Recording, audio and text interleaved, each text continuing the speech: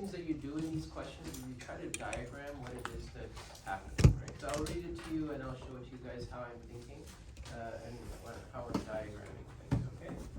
So it says that there are two cars and they leave a town at the same exact time, okay? So we're gonna have some point along the way, and one of them is gonna be traveling west, so I should make the point. So here is the starting point.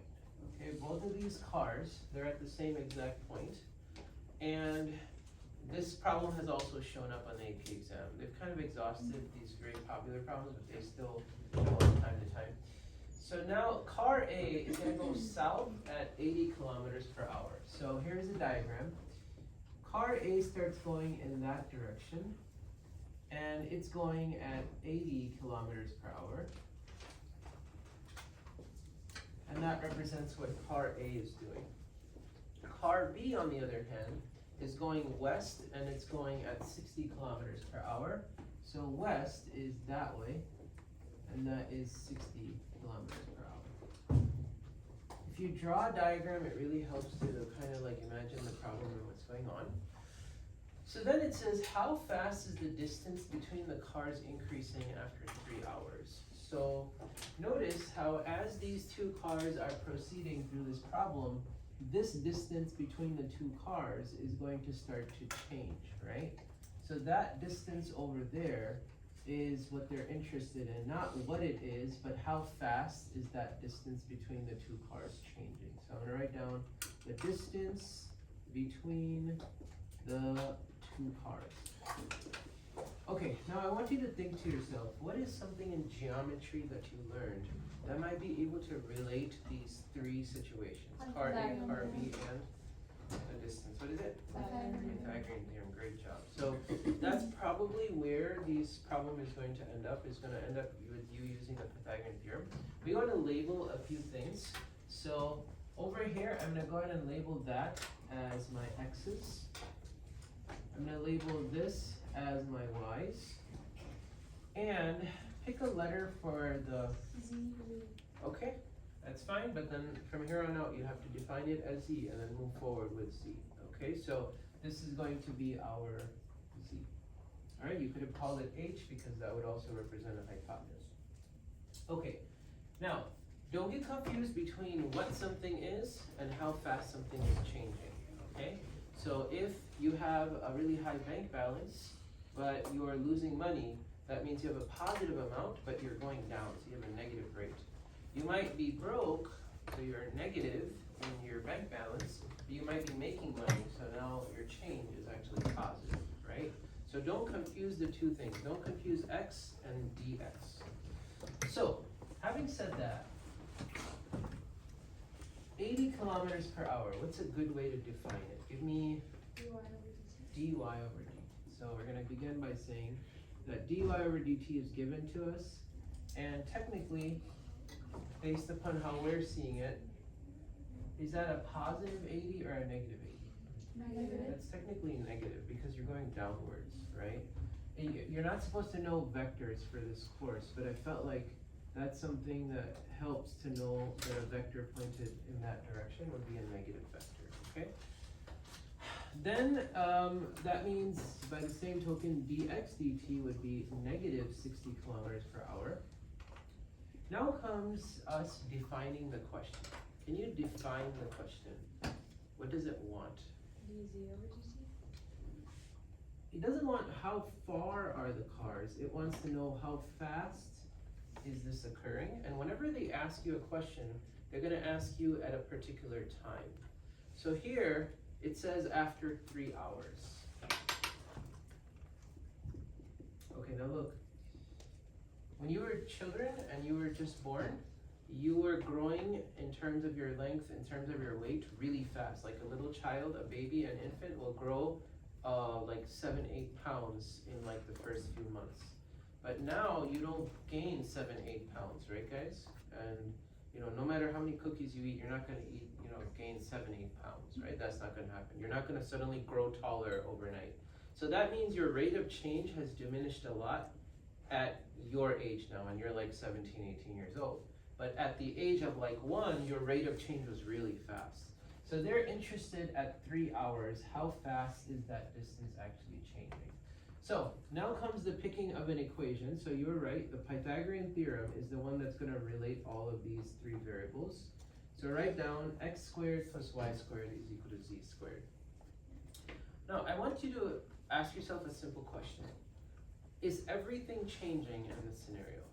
The x's, the y's, and the z's. Does everything change as these cars proceed? Yeah. Okay. Here's the ladder problem again. In the ladder problem, you had a wall, you had a ground, and you had a ladder.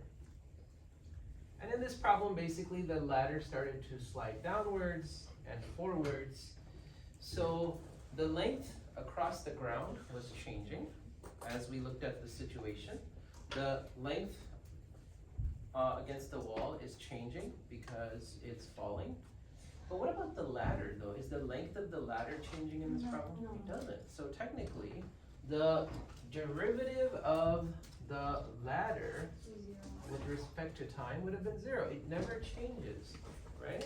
So it's something that is inanimate, right? Like your calculator, it's gonna look the same 2 days later, right? You leave a plant, it's not gonna look the same 2 days later. So one thing has a rate of change, one thing does not. So when they don't have rates of change, it'll just make your life a lot easier to mark them off as 0 before you start. Or you can keep them in your calculations and keep dealing with them until you plug in 0. Now comes the next step. You're gonna take every one of these things derivatives with respect to time, all right? So what is the derivative of x squared with respect to time? 2x dx over t. So here goes the first one. What about the next one? Plus 2y dy over dt. And finally, 2z dz over 2c. now it'll make your life a little bit easier to divide out by a number. What number can you get rid of here? Alright, so get rid of the 2. In your notes, write a second line for it. In my notes, I'll just go ahead and I'll take care of that in one go. Okay. Alright, now let's figure something out. When we wrote down our givens, we wrote down that we had dx dt. We wrote down that we had dy dt. Obviously, this is the thing in the question, so we don't know what dz dt is. But we have a bit of an issue here. They never mention anything about x's, so now we're stuck with that. We don't know what the x is, and please don't say it's 60. It's not 60. That's the rate of x. It's not what x actually is. We also don't know what y is, and therefore we also don't know what z is. So now you have an equation with 1, 2, 3, 4 unknowns. So how are we going to deal with this problem? I was never formally taught this, by the way, man. And most calc kids are not. Like, you have to sit there and go like, how am I going to figure these out?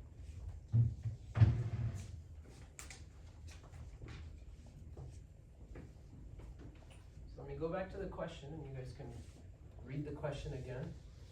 There's a hint there that will help you to start figuring out what x and what y and z are.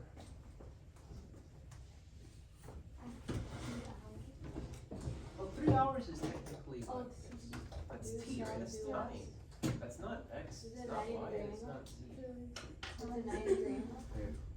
It is a 90-degree angle, but how does that help you with x and y? No, definitely not 30, 60, 90 because we don't have enough information.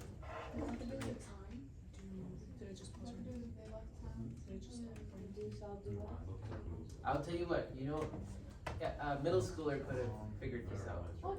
Girl. It's very practical. It's not anything Was to it do with divided house. by the hours? You're very close, yeah. Yeah, just give him a. You do a divided by how many? If you do the Pythagorean theorem,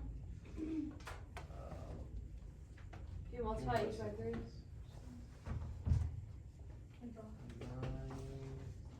Hey, Farah, what's your clock say?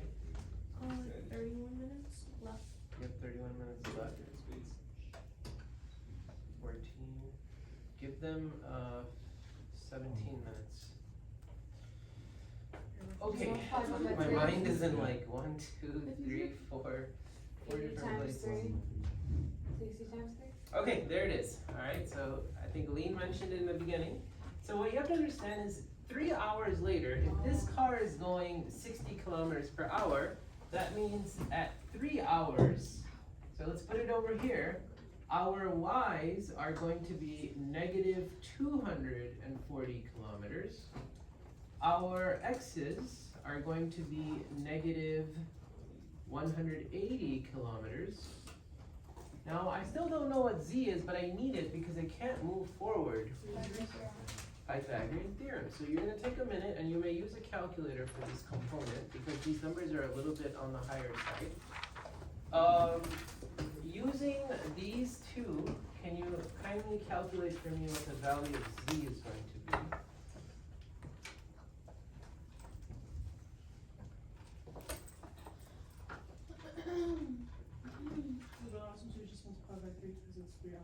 It's 3 hours, and so therefore we do know how much it will have gone, and how much implies x, y, and, okay, what do you have for z? 300 kilometers. Alright, so z is 300.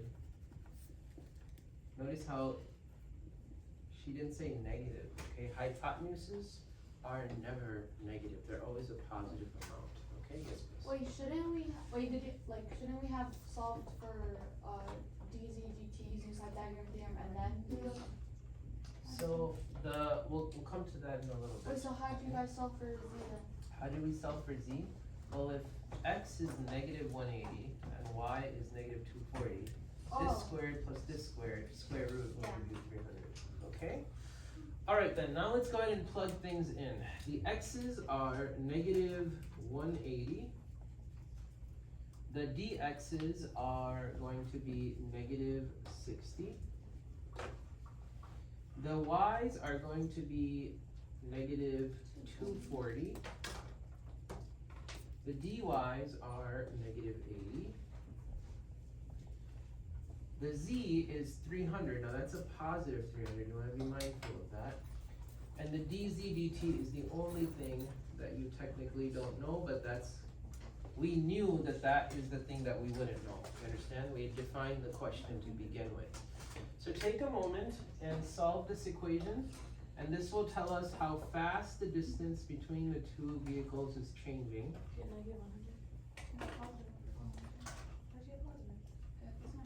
So two negatives make a positive, these two negatives make a positive, divide by 300. That should give you a positive, and how much do we end up? 100 kilometers per hour.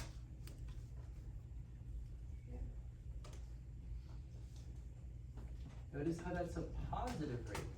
So if it's a positive rate, that means the distance between the two cars is what then? Increasing. It's increasing. It's getting larger and larger as they go along. So I gave you a formalized method to solve this problem, right? And Jenna just said something. She said, so what about like the Pythagorean theorem? In some sorts, you can sort of think about the Pythagorean theorem relating the 60, the 80, and then if you guys think back to the 3, 4, 5, you could have also made a similar conclusion. But you should know the formal way of doing these because chances are you might get hit with something on the AP exam that resembles a triangle, but they're trying to go at some other part of the problem. So be sort of ready for it. Okay, now write down that this is the sphere problem, right? I think that you guys are ready to do things by yourself, okay? So, like I said, I was never formally taught any of these topics. My math teacher barely taught me the geometry formula. So, this is very geometric, and so go back, fish for the formulas that you'll need that relates spheres to the things that are given, and then start with the problem, okay?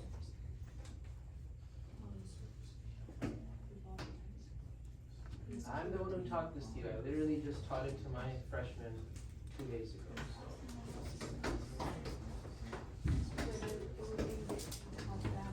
In order to solve for, you'd have to use the volume formula. Plug in the algebra. I just don't know what the volume formula is. 1/3. 4/3. Yeah, I need the volume. Do you know what the volume of the sphere is? 4/3 pi r cubed. Do you guys know what the surface area formula is? 4 pi r squared. 4 pi r squared.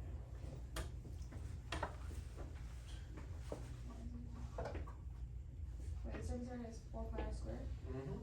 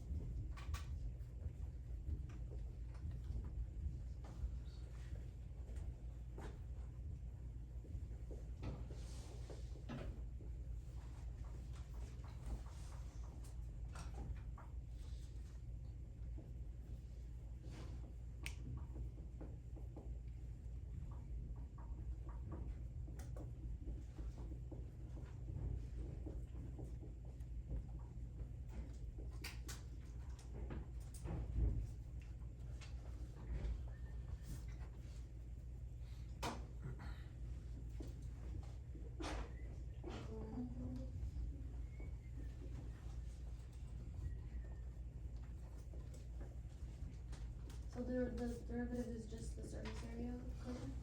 Yeah, by coincidence, you know, in geometry, if I said that to you, it wouldn't make a whole lot of sense, but the derivative for sphere is weird enough. The derivative of the volume ends up basically the surface area of the sphere. But it's not exactly that though, Jenna, because it's technically the surface area times the rate of change of the radius, so it's not, it's by coincidence, basically.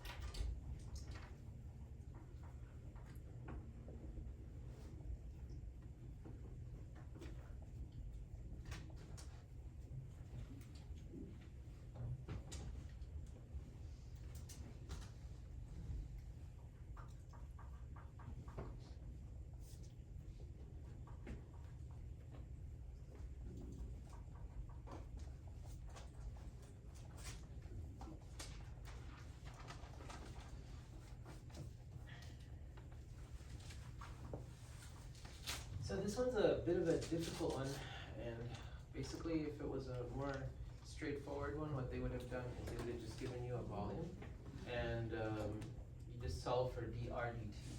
You guys will notice what ended up happening over here is you ended up having to solve for something that was not being asked for. And if you don't understand what I mean by that, notice how because you were asked for ds dt, and what you were given is dv dt, what that means is the middleman is going to become dr dt. So first you solve for dr dt, and once you get that dr dt, you plug that in over there, and that will eventually lead you to finding what ds dt is, okay? I know that the first time you do this, you're like, okay, that's crazy, but you know, I guess I'm asking you to sort of memorize these things, okay? And just be ready for it. This is also a popular problem that they've given on a mock exam or an exam at Zoo, okay? So, any questions, anything you don't understand?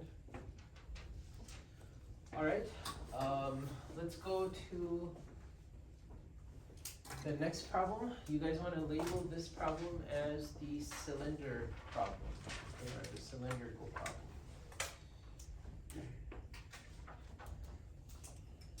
Oh, actually, no, this is not the cylinder problem. Give me 1 minute. I have to teach that at the end. Okay, this is going to be the cylinder problem, and then I have to do a cone problem. The hardest problem is a cone problem, and I have to do the changing angle problem. Okay, so this is a cylinder problem. Before you start, I want you to take a moment, take a look at everything provided, and And I want you to think of an equation that's gonna be tying in everything, with the things that are provided. Alright, read it to yourself first.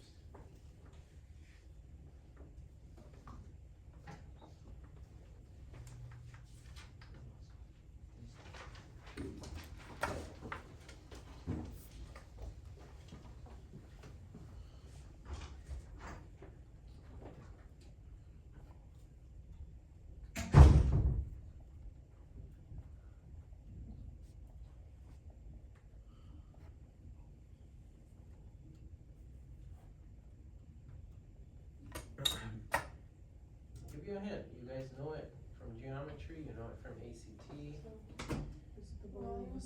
It is a volume of a cylinder, okay? So write down that the thing, you see, if you have that, that's going to make things a lot easier, because you can really start out with that stuff. So write down that this is going to be is a volume of a cylinder. Who here knows the equation for the volume? 1/3 pi r squared h? Very close, that's actually for a cone, Jenna. Good try though. Was it ages ago? That was a while ago. Yes, to me it feels like it was yesterday though. So it's a weird way to say it, but it's pi r squared h. Yes, we learned this geometry in other places. So go ahead and write down that the volume is equal to pi r squared h, and again, that you guys have all the steps and the tools to deal with these problems. So go ahead and see if you can do this one by yourself. I'm gonna quietly do it on the board, all right? And then we'll talk in a little bit.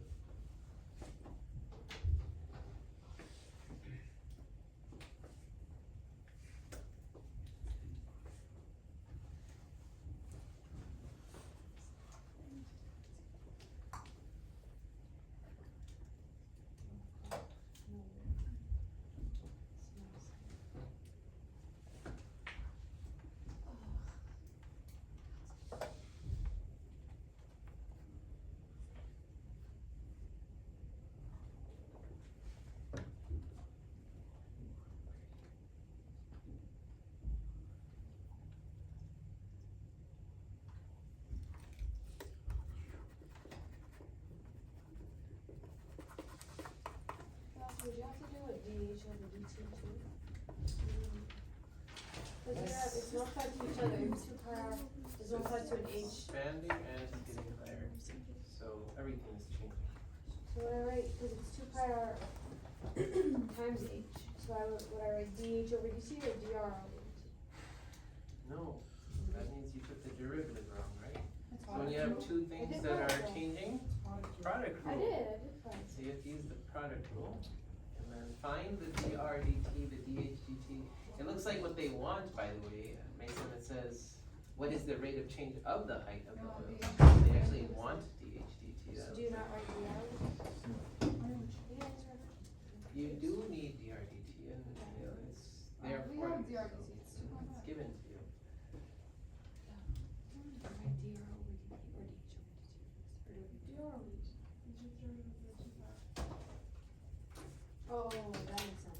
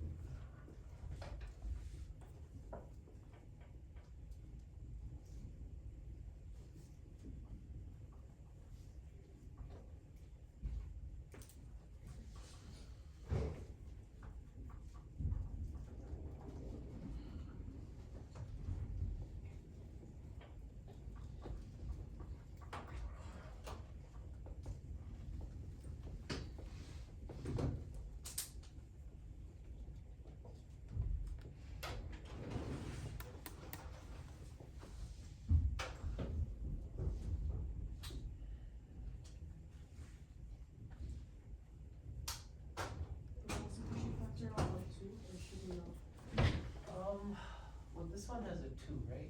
Yeah, but that one does not have a 2. So you can't factor out the 2. In the r. The R you could, but I mean, the fact that you already know it, you might as well just plug it in. These are gonna be some of the larger numbers, so, yeah. How much time do you guys have? 1 2 minute. minutes? It's like 0.04.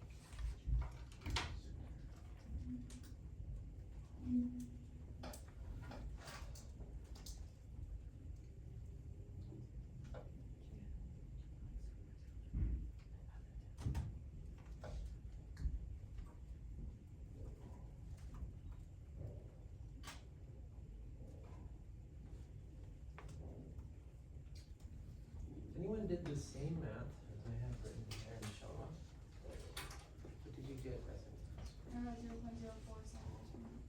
0 point, one more decimal? And then 0.038 or 39.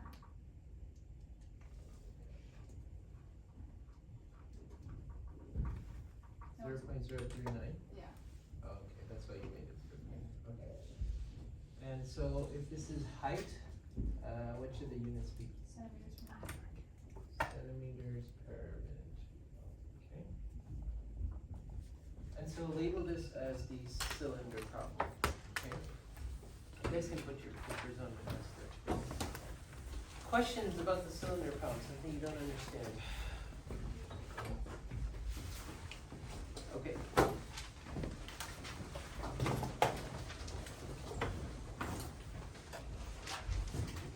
And this one is really challenging. You want to label this as the changing angle problem. And you seem to be understanding it pretty well, but I'm not going to turn the whole thing over to you. Here's what I want you to do. I want you to read it maybe a couple of times. And I want you to try to diagram. You see how I diagrammed for you some things so you could think about the question? Try to diagram what's happening in this problem. Because it initially starts to look like another problem we've done, but then it very quickly changes into something different, right?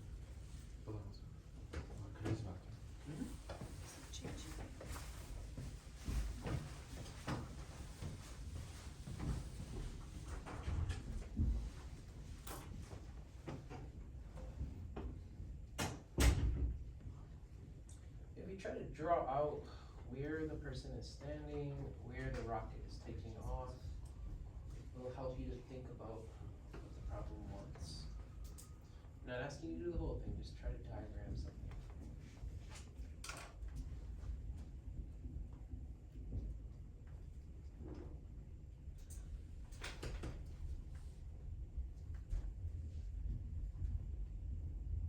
Okay, let's see if you and I are thinking similar, okay?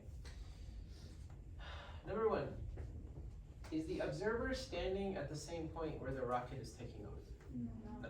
Okay, they're standing far away from the rocket. Nobody stands right next to a rocket when it takes off. So here's what's happening. The X marks the point where the observer is standing. How far is the observer from where the rocket launches? Alright, so this does not seem like it changes through the question. The person doesn't start going towards the launch pad. So that looks like it's just gonna stay the whole problem through.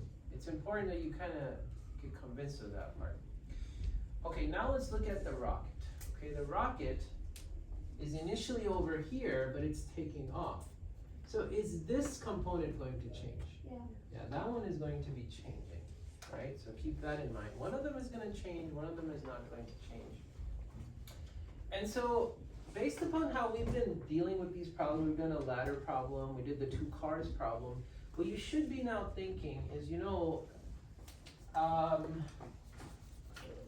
he's probably gotta do something with, hey, what kind of triangle?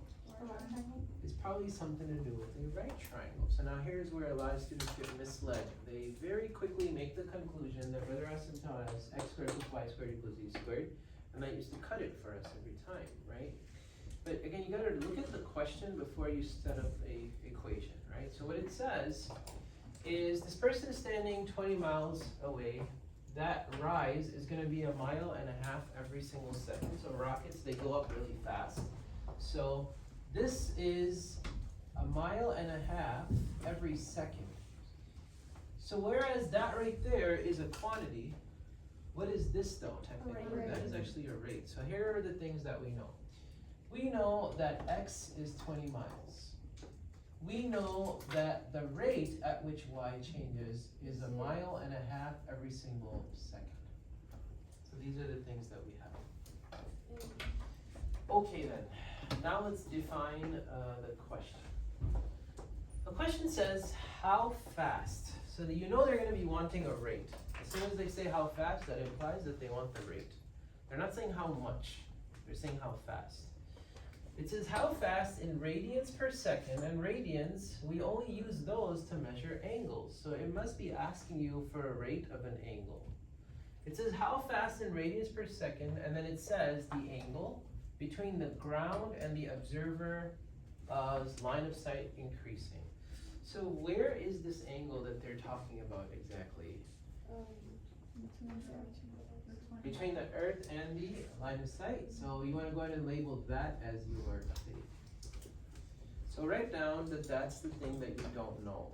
Okay, that's the thing in question. So you got to figure out d theta over dt. This is what you don't know.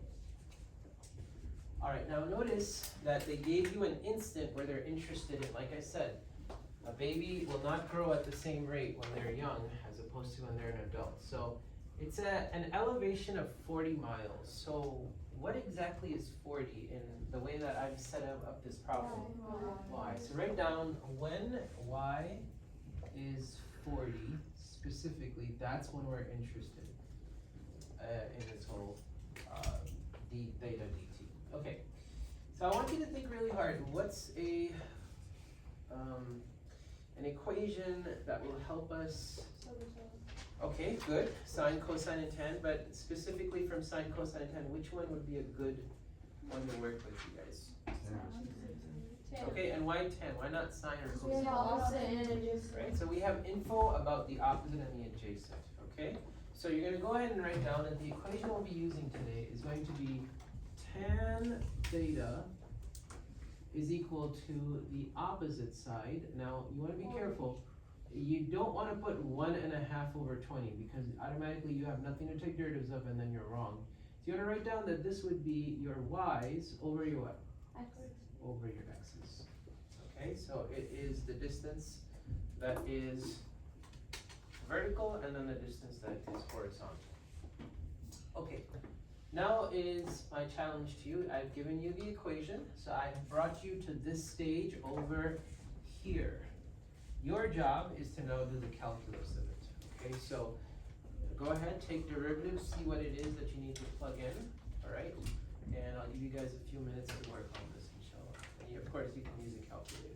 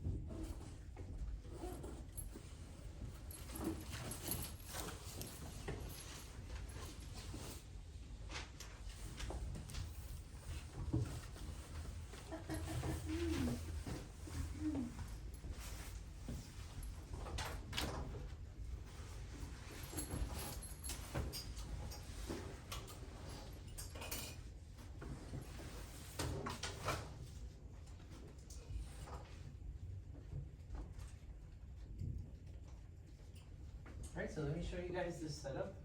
It's a really challenging problem.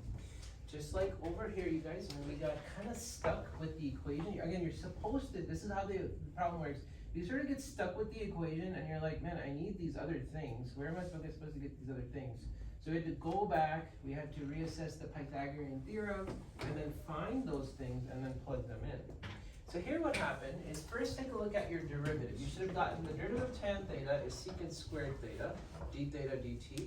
And then the derivative of y over x is going to be x dy dt minus y dx dt over x squared. So if you can't get past the derivative, then we really can't have the next conversation, right? So how are you guys doing with taking the derivative? Are you okay with it, or are you struggling with it? You guys all right? Okay, now, here's the problem. I don't know this. I don't know this. That's actually the defined question. I do know these things though. I know x, I know dy, I know y. Even though we didn't formally have a dx dt, I want you to think about the fact that this person never gets any closer to the launch pad. What does that tell you that dx dt must equal? Zero, right? Wait, but So listen, I thought we do know what secant squared is. Isn't it that? we're gonna get to it, right? So I'm gonna kind of move down and I'll talk about that. So this right here is actually 0, so we actually do know what that is, and of course we know that the x is going to become squared, so that'll be a number. Now, because there's two things that we don't know, we're a bit stuck, right? So you have to be like, okay, what exactly is the secant of theta? Now the problem with that is it's going to require that you also know a cosine. But a cosine requires an adjacent over a hypotenuse, and the hypotenuse, we've never talked about that when we started. So then you have to go all the way back, and you have to say, okay, the cosine of theta would have been the adjacent over the hypotenuse, and if this is the triangle we're dealing with an x of 20, we're dealing with a y of 40, so 20 and 40, that'll get me a hypotenuse.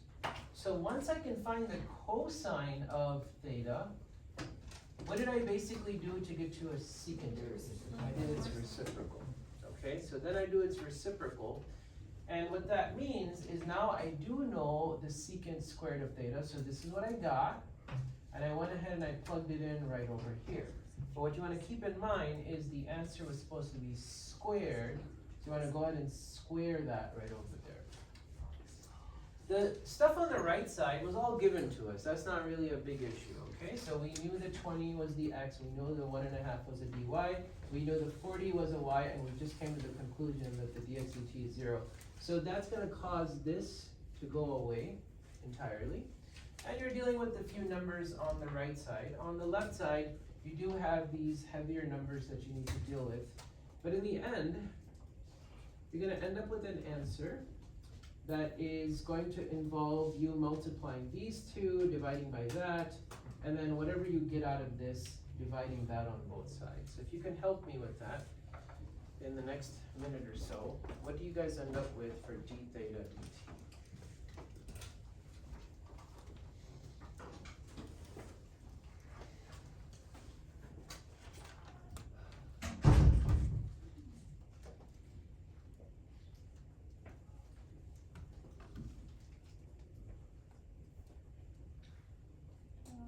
I have 0.015. That's much better. Can you get this in? Radians per second is how they're measuring it. And so that is a very challenging related rates problem. And you want to label that as the changing angle problem. Okay? You want to label that as the changing angle problem. So we'll pick up on this lecture tomorrow, inshallah. Yeah, I think so. The plan is to assign you 81.